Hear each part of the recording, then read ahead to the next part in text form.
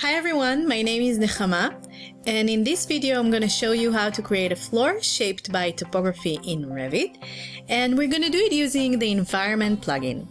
If you don't already know this plugin, it was created especially for landscape architects or other site planning designers, and it was made to help us avoid all these complex and repetitive actions and just to make the design and modeling process more efficient and more fluent for us.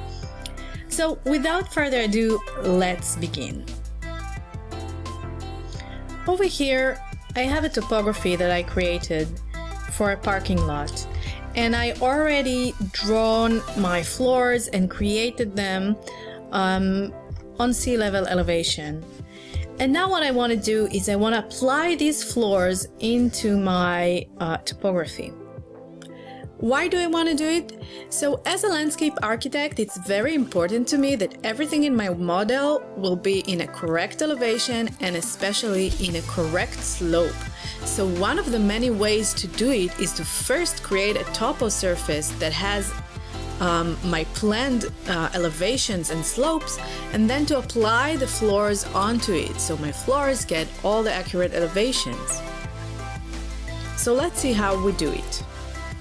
So it's very simple. First, I have to say this command only works on 3D view. And now what you have to do is to select the floor that you want to apply and select the topography that you want to apply it to. Then simply go to the Environment tab over here to the Model Element panel and just select Shape Floors by Topography. Now this Shape Floor window has opened. And over here you can see a few parameters that we need to define. So the first one is points shifting. It basically means whether we want the floor to be straight on the topography, on the level of the topography, or maybe we want it a little bit higher. For example, if I have a sidewalk, I want it to be 20 centimeters maybe above my topography, and then the road will be on zero. The other option is include points into contour of floor. So basically what it means is if you want Revit to apply the elevation points only to the contour of the floor or also to the floor itself, let's leave it unchecked for now, and I will demonstrate the other option later. The third option that you have here to define is curved edge condition. Basically, just leave it at the recommended state. Just leave the project to side recommended checked. Right now we don't have to touch it. If you have some problems, maybe you can try to play with it. So now all we have to do is press OK and let the computer do the calculation. Take into consideration that this process might take a long time depending on how complex the floor is or how complex the topography is. Right now it was really quick, and let's see the result. So you can see here my sidewalk is placed exactly on my topography and of course 20 centimeters higher.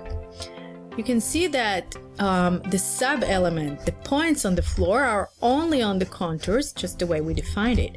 And now let's go to plan view and see if the elevations are correct. So for example, over here my topography is 482 meters, and I want to check and make sure that I'm exactly 20 centimeters above it. And so yes, it's exactly 20 centimeters above it, and all through the way that's how it works. Now let's try it again. Let's take the main parking lot road and select again the same topography. Go to Environment tab, to the Model Element panel, and again select Shape Floor by Topography, and the Shape Floors window has opened. So now let's define that I want it to be straight with my topography, and let's define include points into contour of floor. Let's just check this box because I want the surface of my parking lot to be as complex as my topography and to be very accurate. So let's just press OK, and again it depends on how sloped the topography is, how much points So sometimes we might want to take our topography and to simplify it, just to make this process more accurate and more fast. And now let's just wait for the calculations to be done.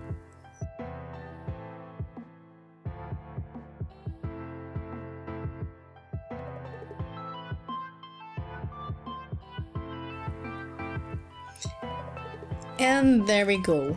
So over here I had a lot of elevation points. It took a little bit longer. Now if we hide the topography for a second,